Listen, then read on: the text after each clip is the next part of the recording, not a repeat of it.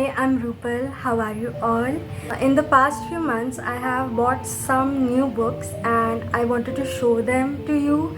If you have read any of those, then please let me know in the comments so that I could get encouraged to actually read those. Otherwise, they will be sitting on my shelf for a really long time before I actually even glance at them. So yeah, let me know in the comments what you think of them. My most recent purchase is Romantic Outlaws by Charlotte Gordon. This is about the extraordinary lives of Mary Wollstonecraft and Mary Shelley. It is a biography, a really thick biography, so I am really excited to read this. It is about Mary Wollstonecraft, who died 10 days after giving birth to Mary Shelley, and although Mary Shelley never knew her mother, she really connected with her mother through her writing and her books.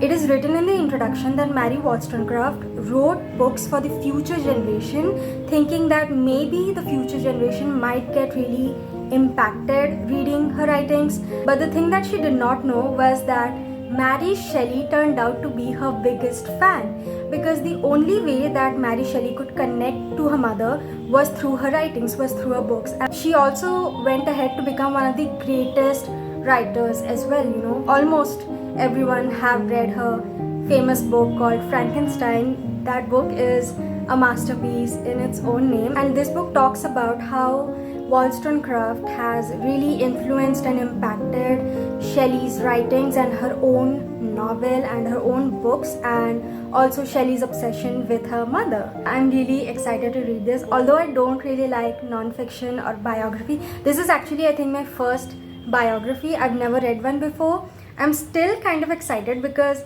although it is intimidating, it does not sound boring, and the cover is also gorgeous. So yeah. The next book is The Death of Ivan Ilyich by Leo Tolstoy. This is a short story by him, because the other two very famous books written by Leo Tolstoy is basically this thick, and I'm just not ready to read those books. So instead I thought that I would try to read one of his short stories. I have actually already read one short story that was 3 questions. We read that while I was in school. So yeah, I've already read some Tolstoy, but this is something that I would read outside my academic life. It is basically about the death of Ivan Ilyich. It says here that laying humanity bare, these 2 devastating stories ask, is it possible to have a good death? And what does it mean to truly live? So it sounds kind of intriguing, interesting. It is a book about death. It seems like a really good, quick, short read, and I'm also really excited to read this book. The next book is Wuthering Heights by Emily Brontë. This is the original toxic relationship story and a really famous classic, which I have not read yet. I actually, to be honest, bought this book just because of some quotes I read on Pinterest and Tumblr. But now that I have the book, I realized that I actually have no motivation to read this, because I tried reading the first chapter and I got really bored. So now I need you to convince me that this is actually a good book and that I would actually enjoy reading this. I just need to get encouraged to read this book. Otherwise, this will stay on my shelf for maybe 2 to 3 years or 5 years or 10 years before I actually pick this up. So yeah, please convince me. Next is Norwegian Word by Haruki Murakami. I never thought that I would actually read Murakami, but I found this for a really good price at a used bookstore, so I just had to buy it. I have actually already read, I think, 120 pages or something, and I was really liking it, but then I suddenly stopped reading it for some reason. I don't know why, but I just stopped. And ever since then, I have been hearing and reading stuff that Murakami objectifies his women and has portrayed the women in his novels through a male gaze. So I think that kind of made me lose interest in this book. But I do want to know what the hype of Murakami is all about. So I think I would just start this book all over again and yeah, check it out for myself, whether I like it or not. Now, I was really happy when I actually found those books because I don't want to buy the newer version of these because they are really expensive. I just don't want to spend that much money on something that I know I can find in a used bookstore, and that is Harry Potter. This is Harry Potter Part 1, Philosopher's Stone, and this is the Chamber of Secrets. I was able to find these in a used bookstore, and I'm so happy that I finally own the first 2 parts in the series and also the 5th part. I am now just waiting to own the rest 4 and finish my series. Also, the interesting thing about owning these books finally is that all the 3 parts that I own right now are of different covers. Like this one, the font has completely faded, and then this is the original cover, I think, the ones that were printed in 2002 or 3, but they're still mine and I really like them. I have read them on my Kindle, but owning physical copies of Harry Potter is just really important for me, and I have 3. I need 4 more. Yeah, one day, hopefully.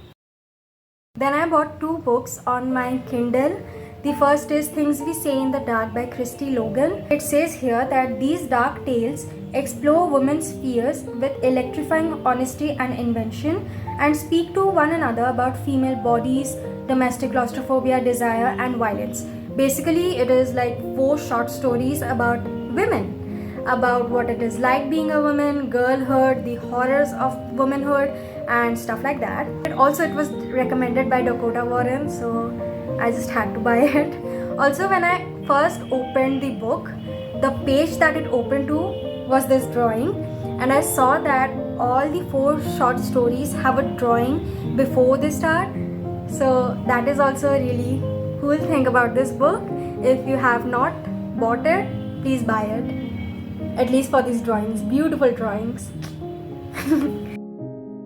The last book is Earthlings by Sayaka Murata. I have read Convenience Store Woman by Sayaka Murata, and that was my favorite book of the year. I read it in. That book is just so different, like it is so normal and mundane, and all the other books of Sayaka Murata turn out to be really dark and weird and gruesome. At least that is what I have heard from other people. So I bought Earthlings to try it out myself, and it says in the description that as a child, Natsuki believed she was an alien, a different species to her Earthling families and classmates. She hoped a spaceship would come down and take her home. Now she lives quietly in an asexual marriage, pretending to be normal. But the buried horror, But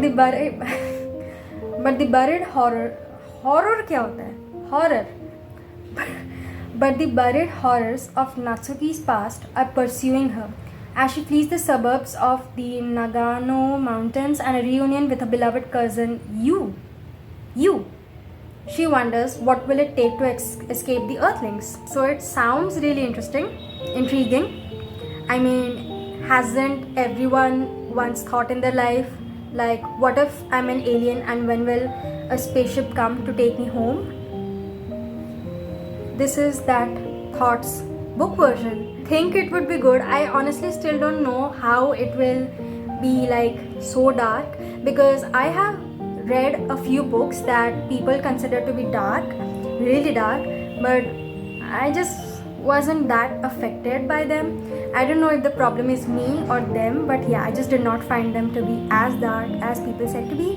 And this book is supposed to be really gruesome and really different from Convenience Store Woman, so yeah, I am hoping that this turns out to be a good book to read. So this was my TBR for the next few months. I really hope I'm not disappointed by any of them. They all turn out to be really good. Fingers crossed. I hope you liked this video. I hope you enjoyed it. Thank you so much for watching, and bye.